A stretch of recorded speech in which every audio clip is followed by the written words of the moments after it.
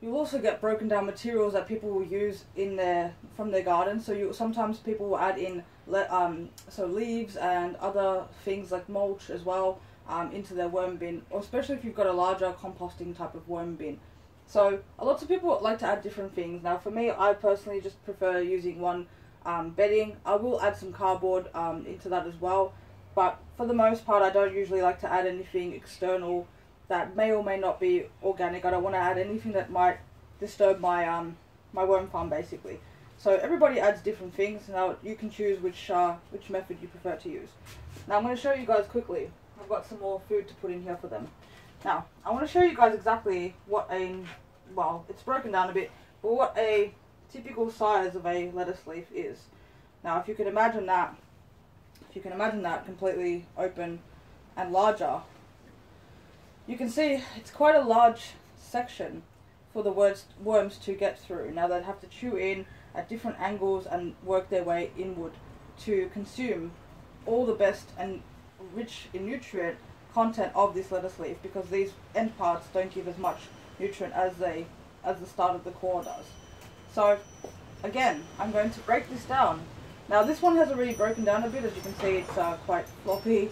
Now again, as you can see, this is absolutely fine. If it goes a little bit brown, it's absolutely fine. You just don't want anything that is to the point of rotting in there already, because you're going to be, like I said, giving them that fresh organic matter. So you want them to break it down themselves. You really want them to get the most nutrients and content out of this. So that's what we're going to do. We're going to make sure our worms are nice and healthy, guys. So I'm just going to scatter these ones on the top, right near where that sludge mixture was, because it's been broken down. As I said, they're going to migrate around to that right hand side now. So it's between the right hand and left hand side that I'm scattering that. I've also got, whoopsie daisy, I was going to throw those in anyway, so I'll leave these ones. But I've also got some, there we go, potato peels, guys. Some potato peels. Now I've washed these because they came from obviously the dirty brush potatoes. Depends what potatoes you use. Any potatoes that will have that hard skin formed around. Again, I recommend washing everything before you put it in here, because a lot of places do spray with pesticides. So you don't want any chemicals leaching into your worm farm. You definitely don't want any pesticides. So wash the outside first, and then you can throw in whatever you want. Now these again have dried out quite a little bit, so I'm just going to scatter these again over the top. These will take quite a while to break down. Certain materials and fruit and vegetables will take longer than others to break down. Potato peels are one of them, or potato cores in general. If you just put any potato in general, it takes longer. Now I do have some cut up pieces. I make some French fries, so I do have some whole pieces as well in chip size. So I'm going to shove those ones just a little bit further down, just because they're going to take a lot longer to break down, believe it or not. So I'm going to put those just in there slowly and put them where the sludge mixture was, because we have a lot of worms still trying to feed on this side and finishing off that sludge mixture. So we're going to put everything towards this side. As I said, we're going to go towards this side and maybe a little bit on the right hand as well, because there is still that organic matter. But like I said, these worms are starting to really produce quite well, so this matter is going to be consumed quite fast. So the whole point of doing this as well is less maintenance for you. So you can then leave, like I said, your materials that you have on your kitchen sink in a little bin you can get, or a little container, whatever you want to do. If you want to get a container like I did, or a little bowl, and put stuff in there as you cook, and then the next morning throw it out. It's not going to leave a massive smell overnight, depending what you leave in there. Again, most of that is organic matter, food scraps. But you can do this every couple of days. As I said, I left them for 3 days, and as you can see, they still had lettuce in there that they could eat. They still had that core that they hadn't really touched too much. And again, they still have the bedding as well, so you don't have to worry about feeding them too much.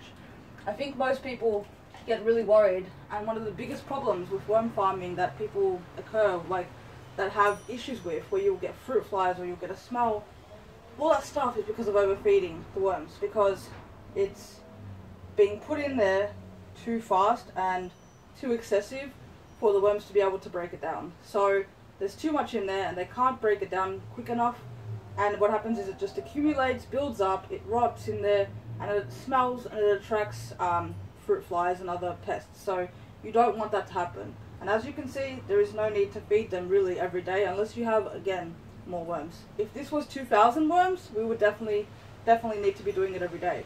But as you can see, with the 500 worms we've got who are reproducing and breeding, we are getting smaller worms hatching quite quickly as well from when we put the eggs in there.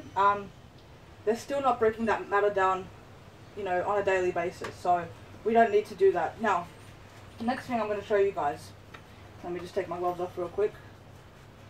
The next thing I want to show you guys is something that is kind of a treat that some people don't know about when it comes to worm farming. And that is crushed eggshells. Let me show you guys what that looks like. So I've got about, let's say 5 whole eggshells in here. And what I did was I washed them. I made sure I cleaned up the membrane of the egg or egg yolk inside, so there's no residual fluid left. Now the reason I do that, and most people do that, some people leave them like that, but the reason I do it is because I don't want to risk any sort of contamination. You never know what kind of bacteria you may have. Now we won't know till we get sick after, but our immune system is very much different to a worm's. Now again, for me, you don't want to add that sort of stuff in there, so I try and keep it as organic and clean as possible. A lot of people do use that method as well, and what they will do is they will roast their eggshells.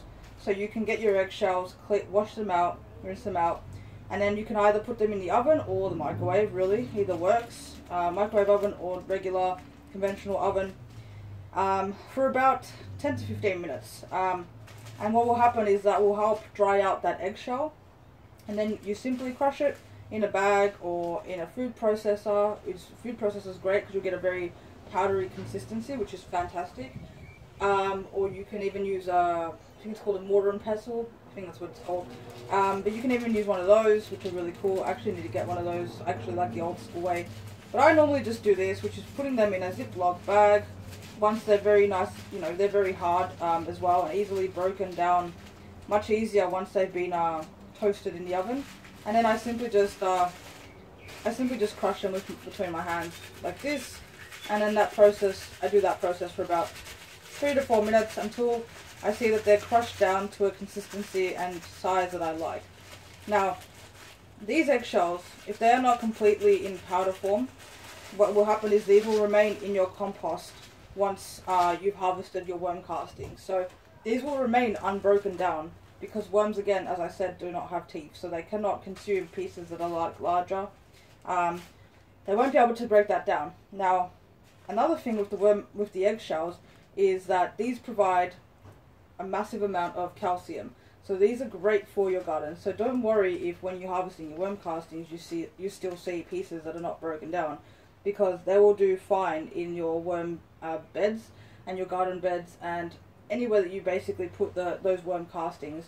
They will add nitrogen and calcium to the soil. They will help in the calcium level that these have is very high, and it helps in the plant's cell growth, and it also enriches your soil again. So it will balance out the pH level if you have any sort of acidic soil. So that's perfect again for the worm bin as well, because if you find that it's getting too acidic, which again happens from overfeeding and that rotten decomposing material, if you have anything that's too acidic, you just add some crushed eggshells in there, and you'll be fine, and it'll bring your pH balance back to normal. So no need to really test the pH level. The way that you can tell, by the way, if it's too acidic is it'll smell. You'll start getting mold, you might get fruit flies, and you'll get a lot of condensation as well. So you don't need a pH tester. So what I'm going to do is I'm going to get these eggshells, and I'm simply going to scatter them on the top again. They will break down because, as I said, these worms will bring everything down from the surface. So I'm going to scatter all these eggshells just like that on the top. There's a lot of powder form as well, which is great. So I've got a nice composition of powdered eggshell and then just little pieces as well. So that is perfect. That's exactly what I want to see.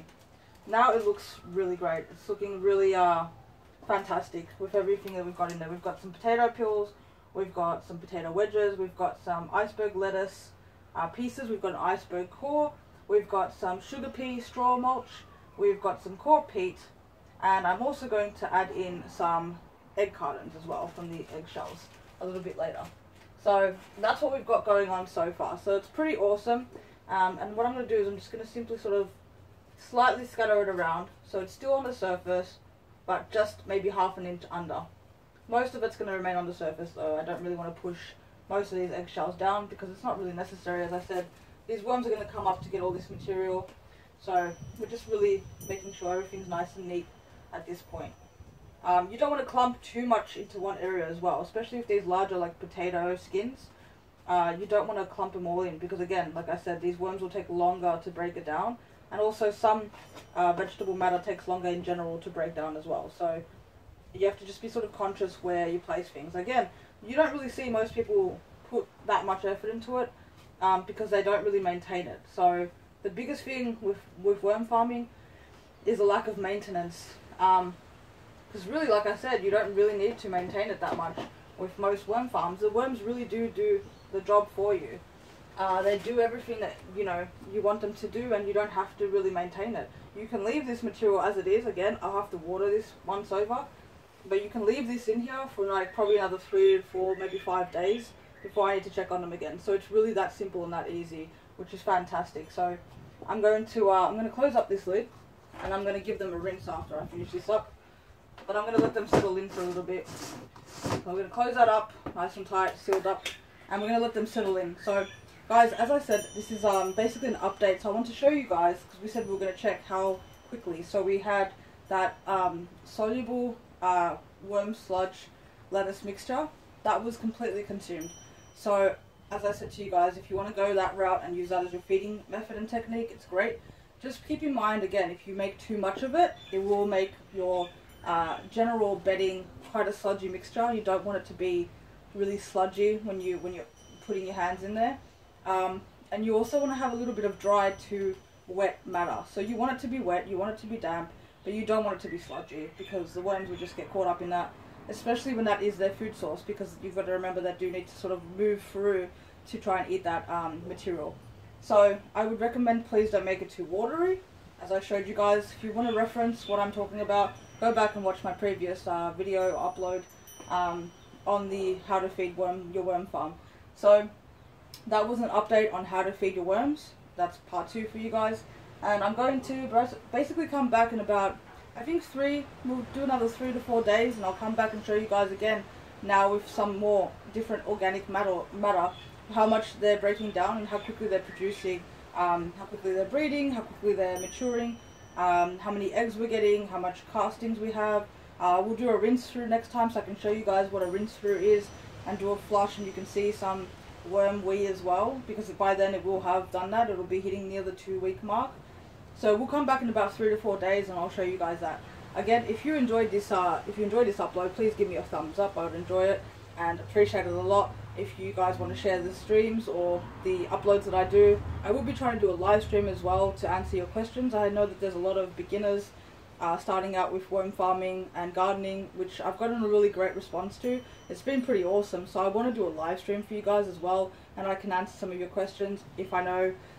By no means am I an expert. This is home style gardening, but I'm just trying to teach you guys maybe a little bit of what I know and help you guys out with your garden, because this is so simple and easy to do, and it's really awesome, and I really enjoy it. So I'm glad that you enjoy it with me. Thank you again for watching. Don't forget to hit that subscribe button if you enjoyed the content, and I will see you guys again in about 3 to 4 days with these wormies. Bye guys.